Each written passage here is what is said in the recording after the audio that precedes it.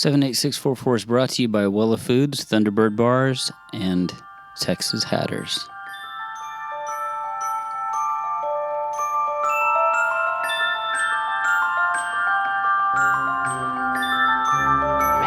No, I said no. I want not. Yes. Say jungle, whatever. It's the speedy of your feeling. Of that happiness.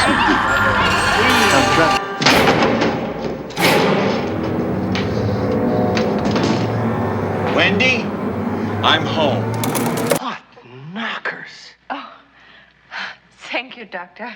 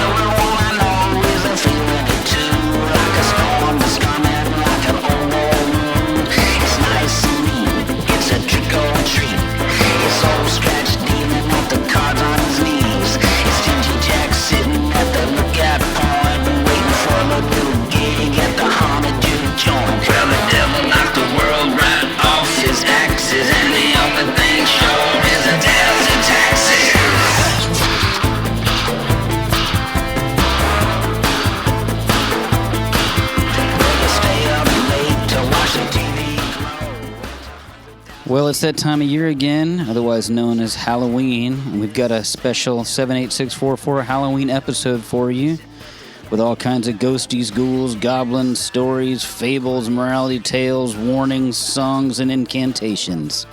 I'm Stephen Collins, and this is 78644.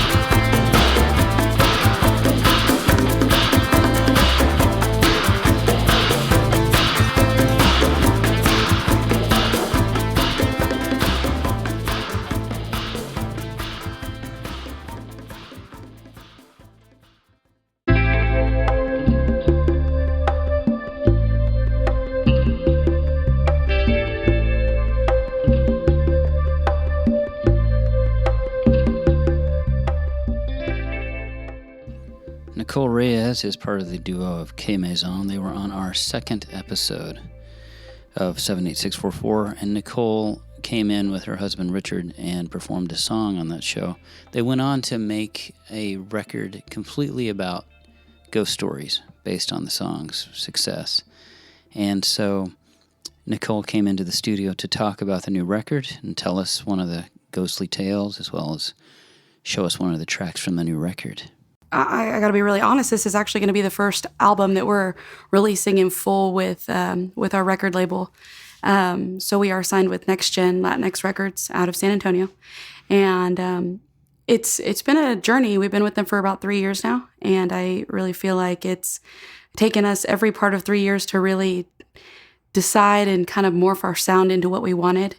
Right. And I feel like it did all come from Fantasma. Which is the song. Right. Yeah. So in the very beginning, we were really looking to write. We wanted to make sure that we were sticking to one genre so that we could be more marketable. You know, stick to one genre. It's easier to market like that. You're very specific, and I feel like we wrote some songs that really fit into that. And that was kind of the first year. The second year, we were trying to write songs that would sell. We wanted to sell. We wanted people to like us. And obviously there's nothing wrong with that, but I feel like we kind of lost some of us in that. Well, crazy enough, during that second year is when we ended up writing Fantasma. So Fantasma, just kind of a recap, is a song that I got to write with my dad. And it's been my most special song, I feel like, because my dad had an encounter with the Llorona. He actually saw her and heard her, and he was 8 years old, and he always used to tell us this story. And I finally told him, "Hey, Dad, let's sit down. I want to make it into a song." And he fought me on it. And just to add, he saw the Llorona here in Lockhart. Yes, on the So east if you're side. listening here in town, he saw it. And you're on the east side, you better keep an eye out. Yes, so we sat down, we wrote out the song, and we actually were very fortunate. We got to put it in our set, and I'll be really honest, in the beginning, I was really worried about putting it in our set because Gamazon, our band, which is my husband and I, we play about a bunch of cumbias, dance music, upbeat, and so to throw in a mariachi ballad, slow, spooky song was just something that I really worried would throw people off. But when we actually did it for the first time, it was the coolest experience. And so people really seemed to like it. And then we ended up playing on a cruise back in January. We went to Belize and Costa Maya and Honduras. And on the ship, we actually did a Q&A. And during that Q&A, they asked us to play a song that meant a lot to us. It could be a cover, it could be an original. And without hesitation, Richard and I looked at each other and said, we're playing Fantasma. Like, that's what we're doing. So we did, and the response we got was insane. We had people all over the ship coming and asking us to sit down with them to tell them more about this story. And so it was kind of at that point that I said, Richard, I know we have enough songs for an album, but we're scrapping everything. And he kind of looked at me kind of crazy, but he already knew where I was going. And on the ship, I actually wrote the next, what would end up being 12 songs. 12 songs, the outline for them. And all of them were stories that my dad had told. And my dad's an amazing storyteller. And songs that my aunts or my uncles or just people who were important to us had told. And all of them are a little spooky. Most of them are their encounters with these legends that Mexicans will tell and they pass on. And so I think that's really, really where we were at with it, and put my heart and soul, Richard's heart and soul, into this album. The album we're actually going to release in 2 parts. We're going to release 5 songs in October, and then 5 songs will release in January is what we're estimating. All of these songs are, I want to say based on legend, but when I say based on legend, I mean they're about legends, but they're actual encounters that were had, whether it be with my dad or my grandfather or my uncles. All of the songs are La Leyenda de, so it's like the legend of whatever it is. So people have been asking me, well, what's your favorite song? Like, can you tell me about your favorite song? Well, it's so hard for me because I am so in love with all of these songs that I can't even tell you what my favorite is. But I always tell, I teach voice lessons, and I've got a bunch of students, and I always tell them, as singers, we're storytellers. And so it doesn't matter if it's a breakup song and you've never been broken up with, I don't care. For that 3 minutes and 47 seconds of your song, that 2 minutes and 15 seconds, that is your story. And so what was so cool about this is that getting to sit down with these people who either lived this story or were told this by the source was just so cool. So one of the songs on there is about tesoro, about treasure. And so there is I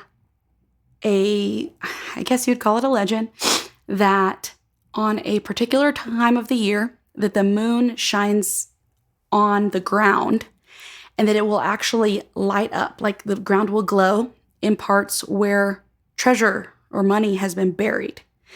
And of course, in the old days, there weren't banks, so people would literally bury their treasure, their valuables, and then sometimes they would either forget where they buried them or they wouldn't come back for them. Things would happen. So on, again, this particular night of the year, the ground will glow. So you can go and dig up the treasure. And so these treasure hunters would actually go out on this night and they would try to dig up the treasure. But the legend would go that if anybody was greedy in your party, something bad would happen. So the way that we wrote the song, my dad tells this story, but I believe it was my mom's father, if I'm not mistaken, that they actually went out in a treasure finders, and that they found an alumbre, like the glowing, and they actually started digging for it, and they hit a treasure box. But as they started digging, all of the dirt around them turned to fire ants. So they all jumped out and just took off running. So in the song, I rewrote it. First of all, I laughed so hard because I could not find a word in Spanish that didn't sound crazy for fire ants. For fire ants. So in the song, they're not fire ants. They're scorpions. They're alacranes, because that's a cooler word, right? Yeah. So in the song, it's three friends, and they go, and I even describe them in the song that they're like brothers, that they go and they decide to take a priest with them so that everything is holy, everything, because they want to get to this with no greed. And so when they hit the treasure box and they start digging it up, the dirt starts turning to scorpions. And so they run off into the night. Well, at the end, I added a part of the song that's totally different from the rest. And it's kind of slows down, and they're sitting around a fire talking, trying to figure out what happened and who was the greedy one, And I picture these songs like I can see them happening. And I would imagine if something like this happened to me and my siblings, I'd be like, which one of you was being greedy? Which one of you? And so they're sitting there, and all of them are like, no. And that's when they realize that the priest didn't come back with them.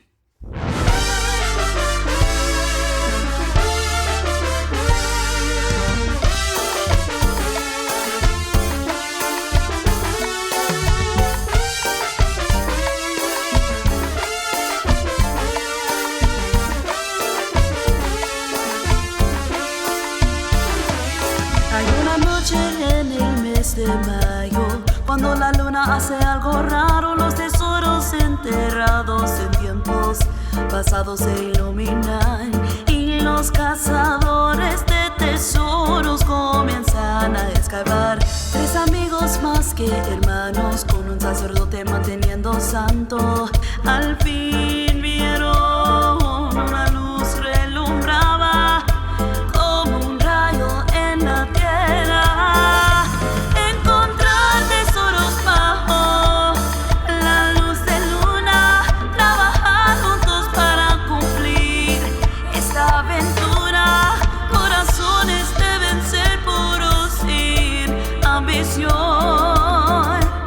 Para librar el tesoro, la avaricia competirá.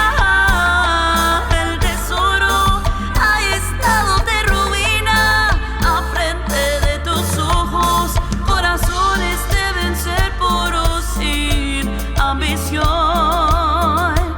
para librar el tesoro.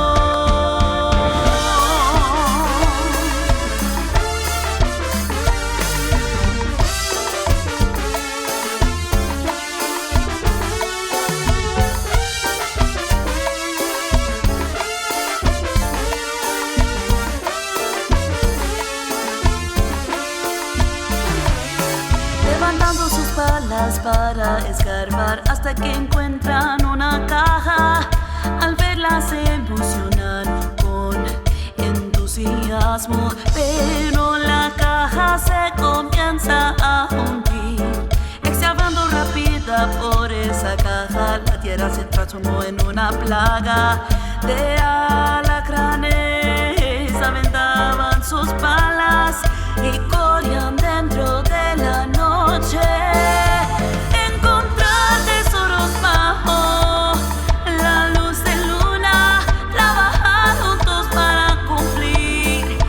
Aventura, corazones deben ser puros sin ambición para librar el tesoro.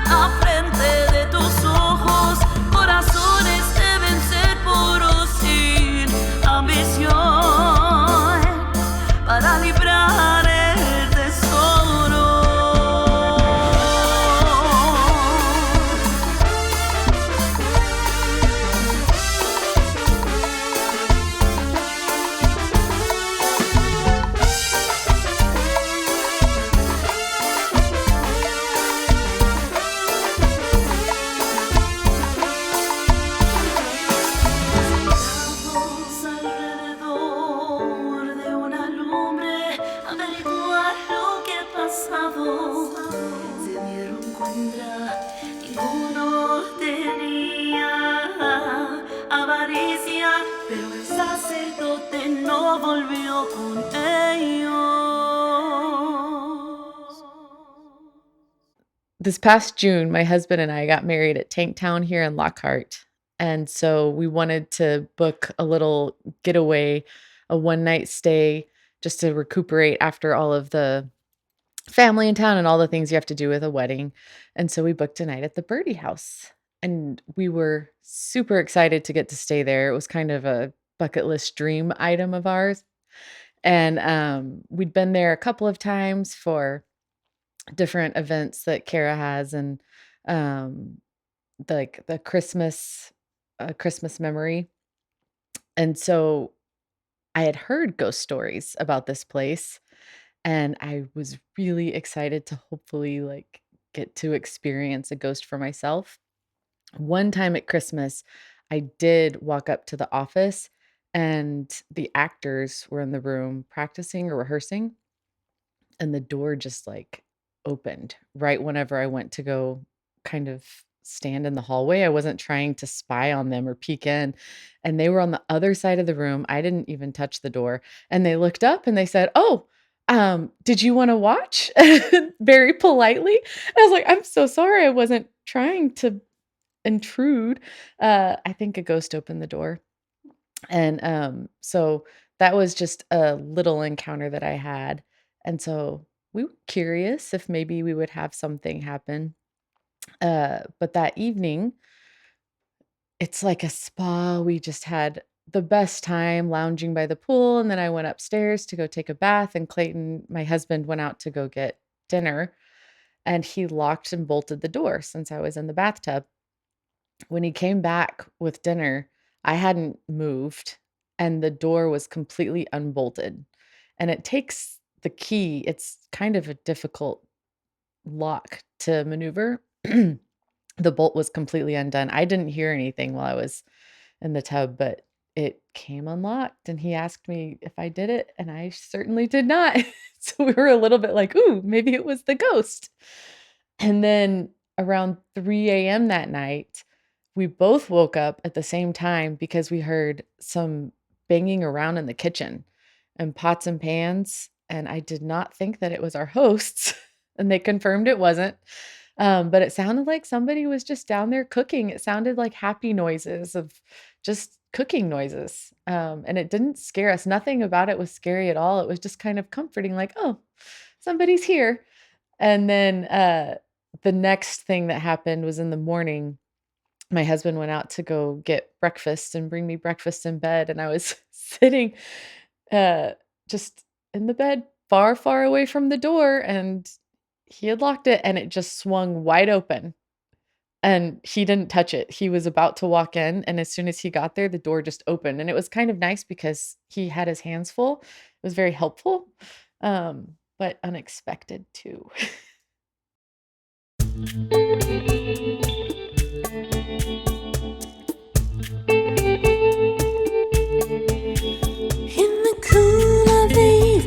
When everything is getting kinda groovy, you call me up and ask me would I like to go with you and see a movie.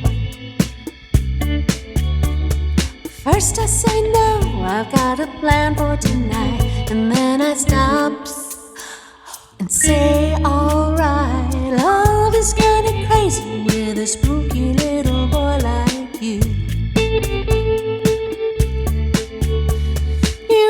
Keep me guessing, I never seem to know what you are thinking.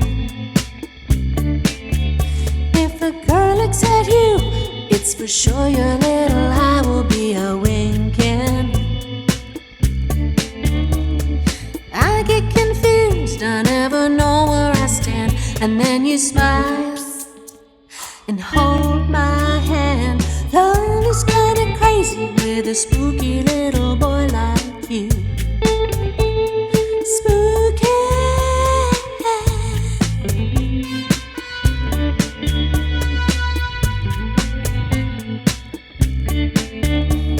If you decide someday to stop this little game that you are playing,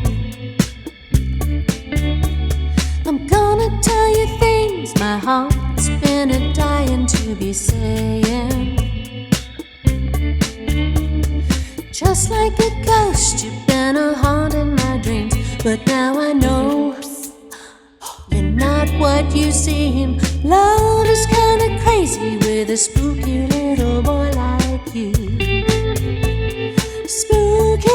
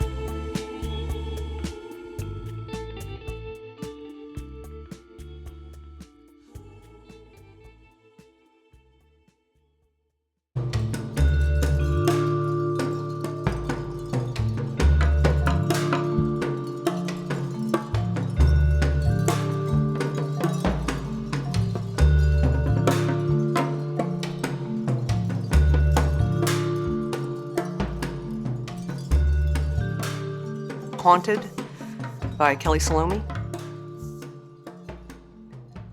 Your house will be dark this year, and you suppose that's appropriate, but still it makes you sad. Halloween has always been your favorite holiday because it seems like the only one that offers pure fun. There are no mandatory events or meals fraught with family dynamics no one can avoid, no stressful gift shopping, no piety required, just costumes and optional parties and excited kids at your door. You are known in the neighborhood for your participation. Even though you don't have kids, you always go all out. Most of your decorations are handmade, and you've always taken pride in that, and in the way you set a theme for the night and a child's potential experience of your house. Last year, you had the Grim Reaper at the foot of your driveway, indicating the direction to your front door with his scythe like an invitation, as if he were a prim butler ushering guests into the foyer. But his skull grin, broad and toothy, and his eyes, winking red, were meant to make visitors tremble a little to step forward. You wanted those kids to feel a sense of risk in the journey, to think, wait, what if? Behind the Reaper, a fog machine obscured the ground in slow, smoky waves and revealed glimpses of the front lawn you'd transformed into a graveyard of styrofoam headstones with recognizable, if somewhat dated, names. An arm clutching a butcher knife rose from Michael Myers' grave. A hockey mask dangled from the headstone of Jason Voorhees. And Freddy Krueger's hat lay carelessly on the ground, ready to be speared by long fingers of steel. For those unkillable villains, the memorials had no date of death, just a question mark. Bobby had wondered if kids would even know the names. Those are our horror stories, Reg, she said. Kids today probably have their own monsters. Sure they do, you conceded, but countered with the fact that those old movies were still in rotation on TV the entire month of October. Hell, the Halloween franchise is still putting out sequels, you reminded her, feeling vindicated.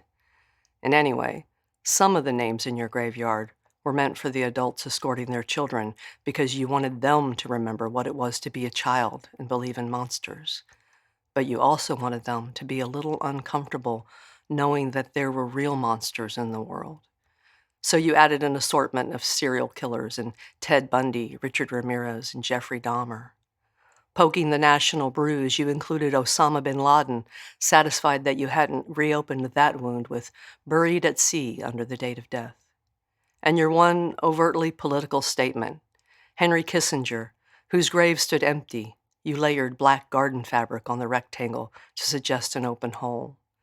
His stone had no dates, just an all-cap demand of when. Bobby hadn't liked that. She said it was wrong to wish someone dead, even if they were evil. Did you want to be evil too, she asked? And you said, I can wish bad things on a bad person and sleep just fine. You lifted your chin when you said it. She looked at you with troubled eyes, but she didn't make you change anything. She knew how much pleasure decorating gave you. Last year, it took a few days to complete all those installations, and that was part of your holiday, too. There were ghosts made of full-size bedsheets, their groaning mouths and beseeching eyes sketched in black paint. You had each of them tacked by the head and both arms to a small dowel rod, also painted black, so that in a strong wind they stayed menacing even as they twirled. Along the eaves, you stretched cotton balls for webs and placed spiders of varying sizes angled toward the earth, their eyes bejeweled and winking in the flash of strobe lights. Then, lined up your driveway like a welcoming committee, a row of monsters held crude hand-painted signs. A mummy, bandages tattered and stained, beware. A human skeleton lounging in a lawn chair, enter at your own risk. A witch astride a broomstick, sign clutched in one taloned hand, the other poised as if ready to snatch a youngster for the pot over her home fire. Certain death. And finally in the front door alcove, beside a huge jack-o'-lantern, a large black rubber rat with bloody teeth sat on his haunches and held a small length of wood that promised doom to all who read it. Too late. And your favorite thing from last year, a screaming laugh for a doorbell effect. That had taken some ingenuity. It was originally a small witch statue whose laugh was activated with a motion sensor. You carefully removed the mechanism and mounted it inside a miniature guillotine you constructed out of balsa wood. You painted the whole thing black and installed a box cutter blade, correctly angled but locked in place, the sharp edge safely obscured by a thick rim of glue painted red.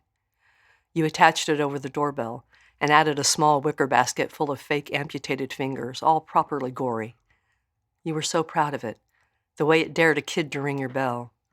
You promised them a thrill at your house on Halloween, and last year you felt you really delivered. Now you're pretty sure last year was your last Halloween. You think grief is a slow-blooming flower, a century plant that takes years of devotion and care to bud, open, reveal itself to the world, to you, before it withers, desiccates into itself, crumbles to dust. Does that take a century as well, you wonder? Does grief even die? You think grief is a bulging bag of Halloween candy, everything wrapped singularly and consumed one piece at a time until your stomach aches. Maybe you eat so much you throw up. Maybe you think you've been poisoned. You think grief is the theft of every joy you've ever had or could possibly hope to have again. Grief is loss, and the great loss keeps coming, keeps revealing itself. But grief also brings things you never wanted or even knew to dread. Time alone with your thoughts and no one to share them with. Time in an empty house full of memories and regrets, things you said and things you didn't. Like how you never apologized for the Kissinger remark, even after that criminal up and died, when you lamented only the loss of your joke, and Bobby again looked at you with troubled eyes. She worried about karma, but you laughed and said it was his karma, finally, and pretty late, too. And Bobby shook her head with a sorrow you didn't understand. But now you'd give anything to take it back, to do last Halloween over. Lost things, irretrievable loss. Like how you didn't get to say goodbye, it was so sudden. She just dropped in the driveway and a neighbor found her later and alerted you. Who knows how long she'd been lying there before the neighbor came home and saw her and knocked on your door? He'd already called an ambulance, he said, but he said it like he already knew it wouldn't help. You felt for a pulse, but Bobby was dead in the driveway. 60 wasn't so old that you should have expected that. That's what you kept thinking, because you were so sure you had years of time. And now all you have is time, years perhaps now of empty time without her. You wonder now if you invited death with the reaper in your driveway. You wonder a lot of things, like if you are going crazy. Can grief drive you crazy? You suppose loneliness can?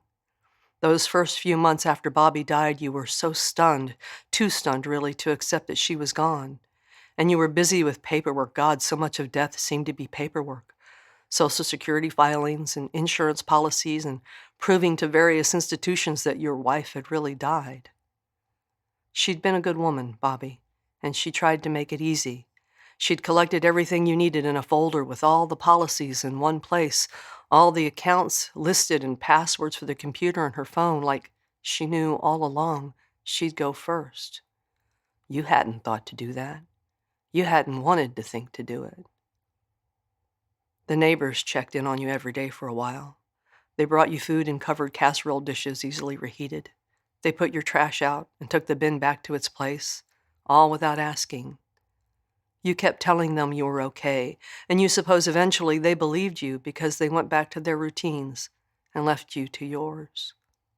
You told them you were okay, but you weren't. You aren't. Can grief drive a person crazy?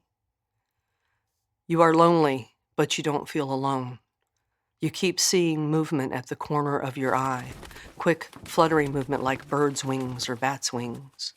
When you turn, there is nothing there but that movement, like a quick wave, accompanied by a soft flapping sound, unnerves you. You think something might be trying to get your attention, and you don't want to know what it is. You don't really want to see. There are other things happening that you can't explain, and you can't tell if they are more evidence of grief or insanity or something else. You don't remember if you simply forgot to close them, but it seems very often you find cabinet doors standing open, and that is bothersome, because that was Bobby's inclination. She always shrugged when you complained, saying a door was meant to be opened and would be again at some point anyways, so what was the big deal? And you never could articulate how it was about a certain symmetry in things, the neatness that said everything wasn't just in order, but under control. You were always one to follow behind her and close doors out of habit, that satisfying snick of metal, something you unconsciously listened for, to the point where you'd turn around and press if you didn't hear it. Part of your brain needed that confirmation, and so you can't believe that you just suddenly leave doors gaping open like Bobby always did. But maybe grief does that, dulls your instincts, makes you forgetful. Maybe. But there are other things too. Lights turning on and off whether you're near the switch or not. Drawers opened and ruffled through like you've been burglarized, but it's your sanity someone is stealing. And worst of all, the occasional pocket of cold air you step into, and you feel immersed and rigid like you've fallen through the ice on a winter lake, and you can't breathe, and then you know if you don't kick for the surface, if you don't move, you're going to die like this, frozen but on fire inside. And then the pocket of air shifts. You don't move, it does. And you can breathe again, short, sharp gasps that hurt your lungs, and you feel something surge against your clenched teeth, and you don't know if it's a sob or a scream. You only know something is wrong, and you can't fix it, and you can't fight it. You know grief is helplessness. You miss your wife. You think perhaps she misses you too. And now you can't bear to decorate for Halloween when you feel like your house and you are already haunted.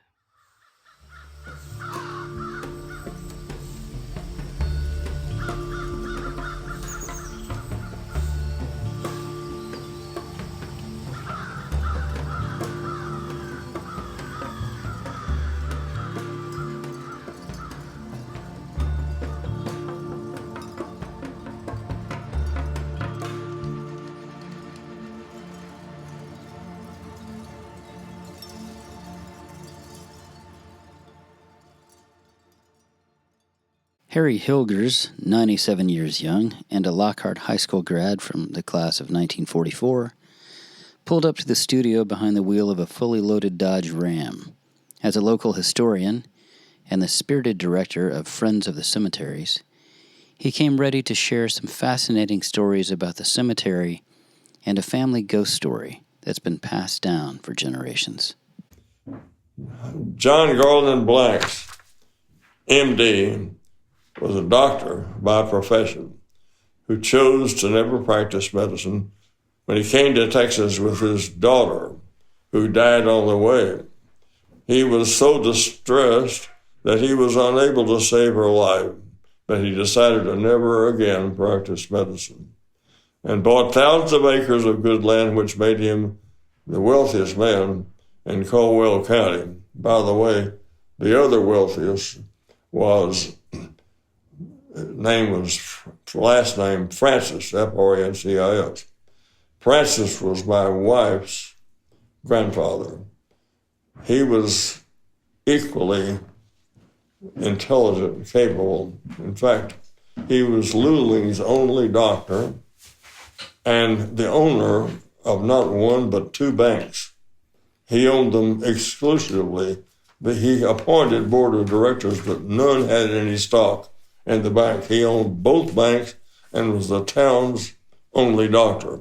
So he was not only wealthy, but well-loved in that community of Luling. Well, everything went well until his third child, later Annie Ainsworth, was born, and the mother, his wife, died giving childbirth. So here he was with three children, an infant, a 3-year-old, and a 5-year-old with no mother. So he went back to South Carolina, where his relative, who later became the first bishop of the Episcopal Church in Texas, Bishop Craig, was, and brought back Huldah Gradine. And Huldah was quite beautiful. She looked like the pictures you've seen of Creole women. She wore a little turban, a white turban, and she taught the children. She taught them their schoolwork and was able to do it. So the children thought she was her mother. That's all the mother ever knew. So World War I came along, and the doctor had to go overseas and serve in the army overseas. While he was there, Huldah died, and he wired back to Luling. And I think this is, in my mind, the greatest validation of his clout when he said, "I want her buried in the white cemetery next to my wife." That's where she is. If you go there in Luling right now, and you should go, you'll see a monument right next to his wife. Huldah Gradine, the date. Mammy, faithful ever. And it's really a tearjerker for me. Really great. All right, well, that little interlude in what I was reading, we'll go forward now. And I said he was the wealthiest man, along with Joseph Francis. He used his wealth in a very unusual manner by financing most of the trail drives up the old Chisholm Trail to help the cowboys buy the herd, since they had no money at all to make the first and all-important purchase. He chose Mark Withers as his partner, who went on every trail drive and was the man that held the financial reins for Dr. Blanks, even though on one trail drive, Dr. Blanks went on the drive to be sure that his money was being well spent. While he was on that drive, the group encountered an unwelcome visitor in the form of a large tribe of Comanche Indians, who were the most warlike tribe in Texas. They were the ones that were involved in the last Indian battle in Texas, the Battle of Plum Creek. Those were Comanches. A fight followed with the Indians trying to steal the herd from the cowboys, but in the ensuing battle, their chief was injured. Dr. Blanks, at the risk of his own life, treated the chief and saved his life. They returned home after delivering the herd at Kansas City. Sometime later, Mark Withers came to Dr. Blanks and asked permission to bury some of his family on the Blanks Cemetery lot. And Dr. Blanks gave his permission. And you can see for yourself the monuments there commemorating the family members buried there. Sometime later, Withers came to visit the Blanks, whose health was failing fast, and gave him a feather that was given to him by one of the Indian Comanche braves from the chief as a token of peace for saving his life, and with the admonition to keep that with him all of his life. His feather was not buried with him. Its location now is unknown to anyone, but it is rumored by some of the doctor's late family that the Indian chief's feather haunts Dr. Blanks' place where he lies in peace and still bothers them when they come to visit his grave. That relative is living in Iowa, and her husband was the same relation now. He was one of Dr. Blank's grandson. He became a Presbyterian minister, which is what he did all his life. And his name was Davidson Blanks. All right. Might be just the great overworked imagination by some have reported that here's a strong feeling of dread every time they visit. They swear they hear a faint Indian war cry. We'll be right back after these messages.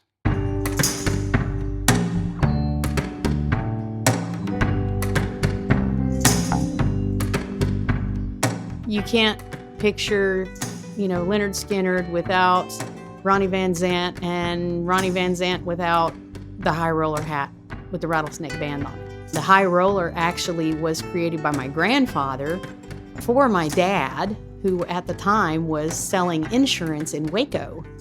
When he sent it to him, he put a note with it that, he wasn't anything but a high roller, wanted to go have coffee with the ladies selling insurance instead of coming back to work for him. Of course, that triggered it because he started selling more hats than he was insurance. Come on down to Texas Hatters, where we top the best.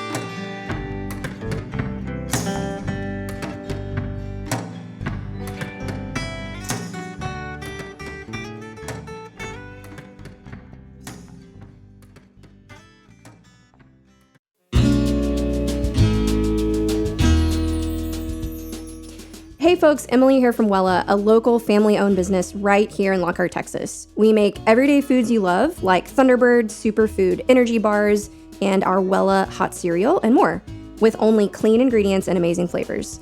You can find us at H-E-B, Central Market, Whole Foods, Good Things on the Lockhart Square, as well as ThunderbirdBar.com, WellaFoods.com, and Amazon.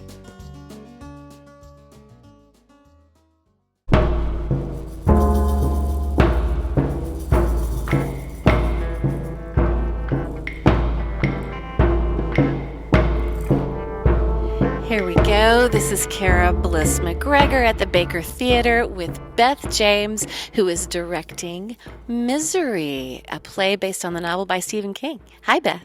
Hello. Tell me, I think one of the first questions that audience members will have when they come see the play is how is it different from the movie? So many people have seen the movie. Some people have read the novel. Is there a little guidebook that you can offer to people about what to expect? Yeah, absolutely. So William Goldman is actually the person who adapted the movie and the play. So they're actually incredibly similar to each other. It's much more similar to the movie than it is the book. However, there are some things that we were able to explore more in the play version that we weren't able to explore in the movie, such as drug addiction and trying to get over the fact that she's drugged him the entire time. I think that when it comes to the movie as well, I don't think that you see her flips as much as you do in the play. So I think that's a big difference of how quickly the character changes throughout the show. That's interesting. And the her that we're talking about flipping is Annie Wilkes, the main female character, who does some flipping. And in this production, she is played by Cynthia Cruiser. Am I saying your last name right? That's right. Cynthia Cruiser. So you're stepping into the skin of Annie Wilkes. What is that like? Gosh, it's really, those flips are very difficult to oscillate back and forth between those episodes of mania and depression. And I think it's difficult when you look at it from like a mental health perspective. And I'm approaching it from that way. When I first looked into doing this character, I really wanted to make sure that I understood. I mean, I know it's a horror story and it doesn't have to be based in real life, but obviously, the more I can bring to it, the more engaging it's going to be. And so I really wanted to make sure I read up into some of the mental health issues that Annie Wilkes might have been suffering from. Like, obviously, there's no hard and fast and clear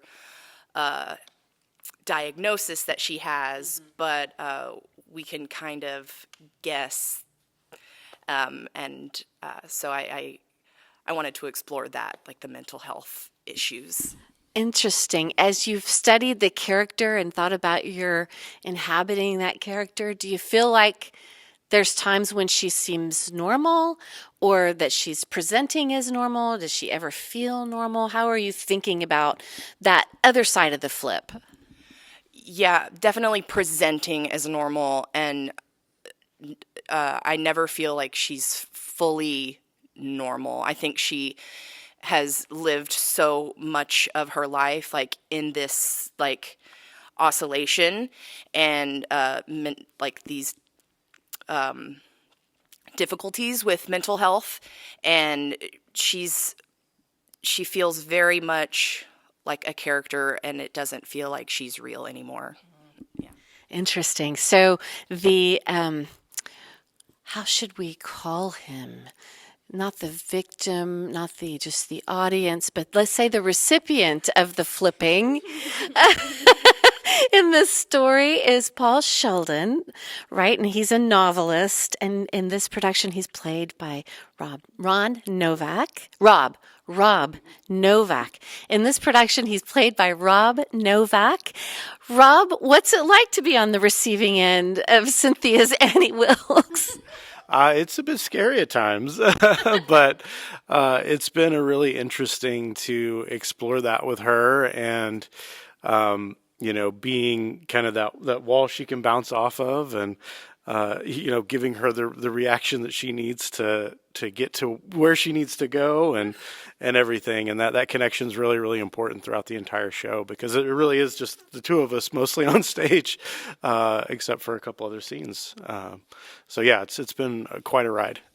So your character is injured before the play begins, pretty much, right? And I don't want to give too deep into what might be a spoiler for someone who's not familiar with this story, so we won't dive in too deep.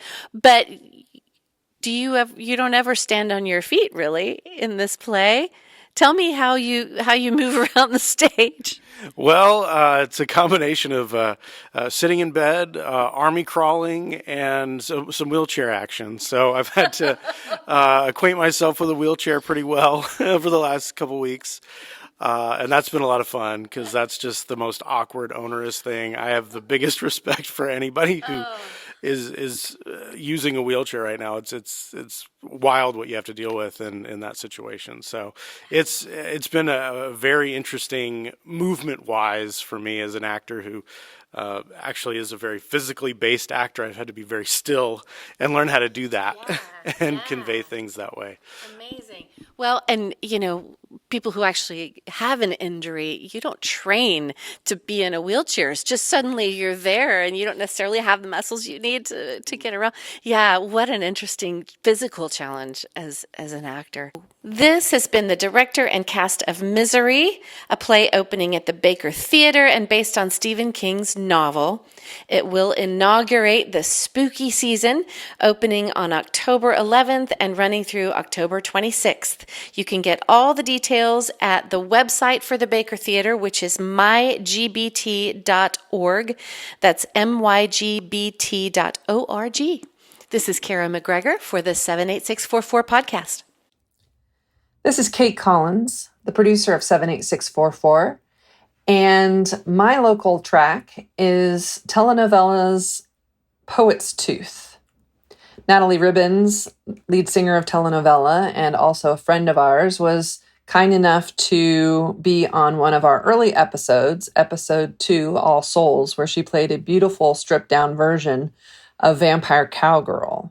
So it just seemed appropriate during the spooky season that we bring them back and play the title track from their latest record, Poet's Tooth.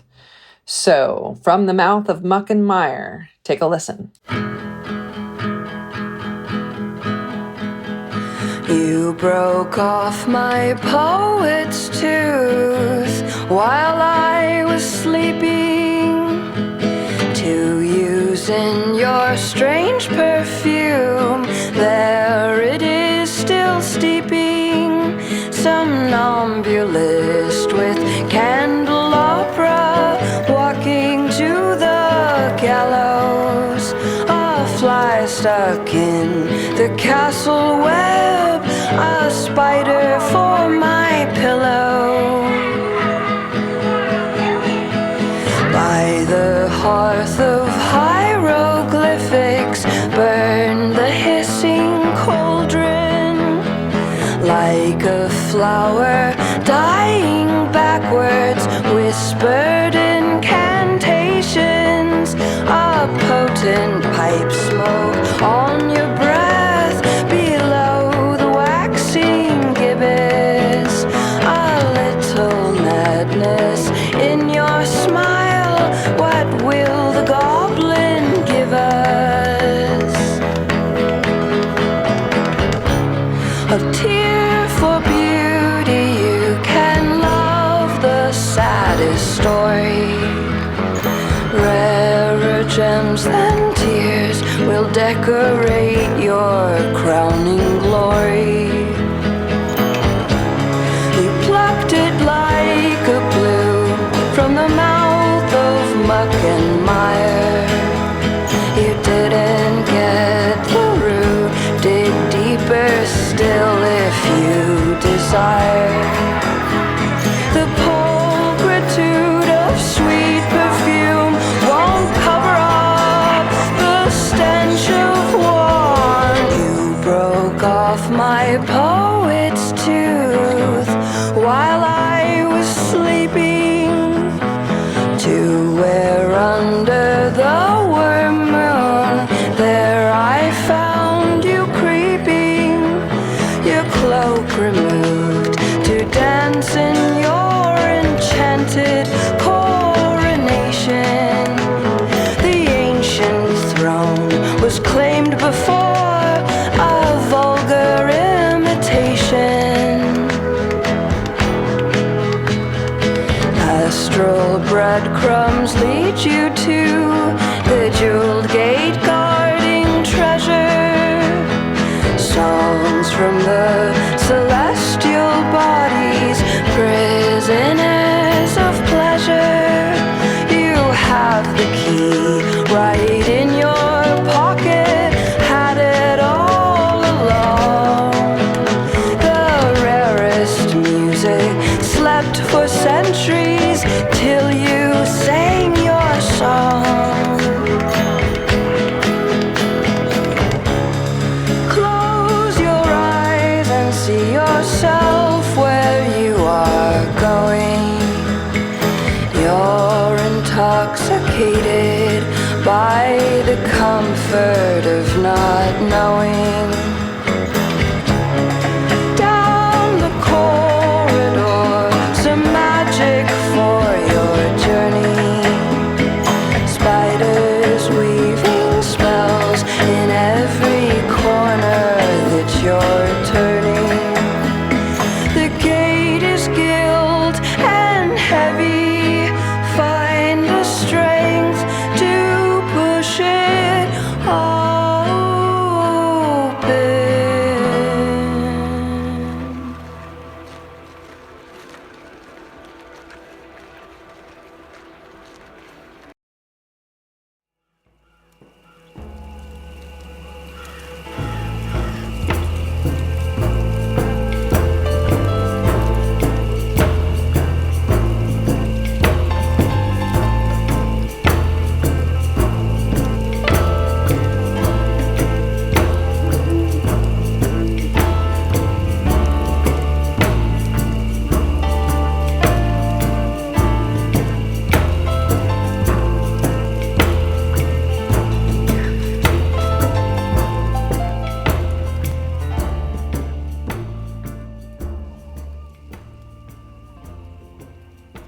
Our next segment is an interview with a person who you may know by day as a mild-mannered, family-owned business pizza shop owner and great songwriter who lives in town.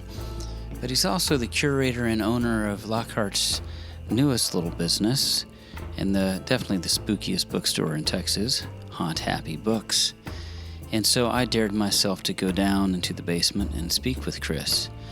He invited me down, and we had a great conversation about the store and what caused him to start the store and all kinds of other spooky little details. Like, I'd always wanted to open a bookstore. I come from a book background. I worked at Book People for, God, I don't know, 8 years, somewhere around there, I think. And so, that was always just kind of something that was always on the back burner. But it's a lot, as far as inventory wise. And just never really found the right spot. Never really had, nothing just came together for it, And then Fiddler's Green moved across the street, and this place sat empty for a bit, and our landlord just couldn't find anybody who wanted it because there's no plumbing. It's extremely loud upstairs, which, to me, that's great because that sounds like money. We're busy. I was like, I don't know, this is kind of a cool space. And so me and Augustine, my daughter, we had a movie night down here. We put up a tent and kind of like a little camping trip down here and watched, I can't remember what we watched. It was Spirited Away. But anyways, we were down here and I was kind of looking, I was like, man, I think if we could do a bookshop down here, but I was like, what if it was just like horror? And then it just kind of like a light bulb kind of went off. And I was like, would that even work? It's like, I don't know, And then I called some colleagues of mine who are in like publishing and still in the book world. And I was like, hey, I've got this idea. Tell me if if this is a terrible idea or not. And they were like, well, we'll come visit and like, let's take a look at the space. And they came down and looked at it, kind of did the shelf math, which basically they're like, all right, this is how many books you're going to need per square inch and stuff. And, kind of gave me like a ballpark estimate, like how much opening inventory would look like. But they were really encouraging, they said, they're like, I think it'll work. So I went for it, and it took a while. I had Lockhart Construction do the bookshelves, and they did a fan, because I was like, I need it to look like it's been down here for like hundreds of years. And so he found like, I don't know, he did a really good job of making it feel like this space has been here since the 1900s kind of thing. So I don't know, everything just kind of slowly started coming together. It's amazing how many like creepy items you can find at like estate sales. So this will be like our first Halloween. It's funny, but also a little unnerving. Just haven't had a problem like this until October, and now everybody comes down here and asks if we're like a pop-up, if we're going to be gone at the end of October. And I was like, no, this would be a lot to pack up. But we get a lot of people, the horror community is really great. I have people drive out from Houston, San Antonio, Austin, just to come check out the shop because it's horror specific. And it provides me the opportunity to try to carry as many horror titles as possible. Whereas one of the things that really stressed me out about opening just a regular bookstore is you've got all these genres and all these amazing books, and it's really hard to, pick and choose, But now we're gearing up, trying to do more events. Got our book club. We're on our third meeting. We call it Coffee Macabre. So what we do is we meet the first Sunday of every month down here at 11, and then we talk about the book that we picked. So we pick that, and then we have a month to read it. And so at the end of that month, we meet we'll talk about the book, and then we'll pick our next book. Usually try to have like 3 different books lined up to choose from and let the group kind of decide what the next book is.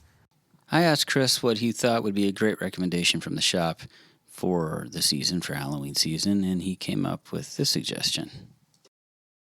Like, I just finished this book called Devils Kill Devils, and a part of it takes place in a place called Babyhead Mountain.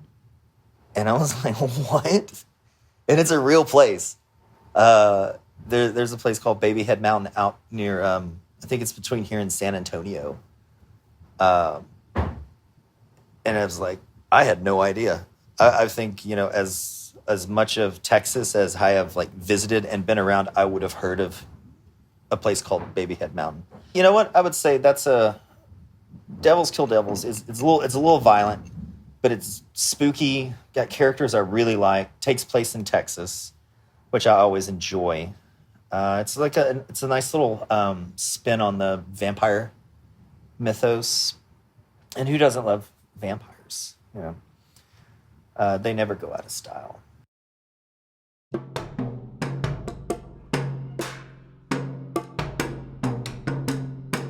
We'd like to thank our sponsors, Texas Hatters, Wella Foods, and Thunderbird Bars. Our in-kind sponsors are Printing Solutions, Willigan's Island, Courthouse Nights, the Rock House Airbnb, Birdie House Airbnb, Gaslight Baker Theater, and Crystal Glaze Photography. 78644 is produced by Kate Collins. Recorded at Troubadour Image and Sound here in Lockhart, Texas. Edited by myself, Stephen Collins, and Danny Manning. Social media is managed by Crystal Glaze. Music this episode has been by myself, Stephen Collins, with Fred Manahano on drums. Dusty Springfield's Spooky, performed by Kara Bliss. And music by K Maison. The show is available on Spotify, Apple Podcast, Google Podcast, Amazon, Radio Public, and everywhere else where podcasts are streamed. Thanks for listening, and we'll see you soon.